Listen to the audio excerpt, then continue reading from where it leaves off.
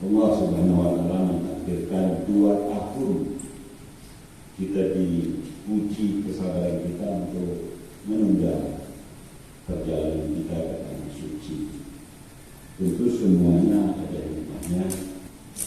Tentu semua adalah bagian dari prosesi yang menguji kesabaran kita. Dan ketika ditakdirkan dibuka kesempatan lagi untuk kita Indonesia, wabil khusus Aceh, untuk mengisi kuota jemaah haji di tahun 2022, maka Bapak Ibu sekalian orang-orang yang terpilih yang menjadi duta untuk itu. Oleh karenanya Bapak Ibu sekalian, yang harus tidak pernah hilang dari benak Bapak Ibu sekalian adalah rasa syukur. Kasih untuk angka-angka 31 tahun, 30 tahun masih bermimpi untuk bisa menuju Allah.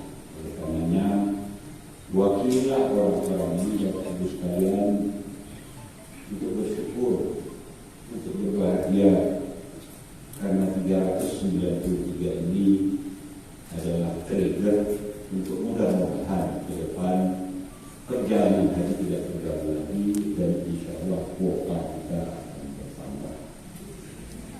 Sekali lagi, jangan lupa bersyukur Bapak Ibu sekalian, doakan Aceh, doakan kita semua.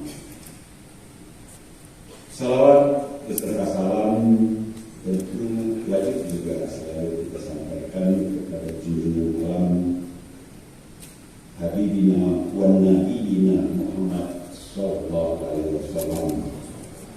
Saya mengucapkan selamat atas akan insya Allah diberangkatkannya jemaah calon haji Aceh tahun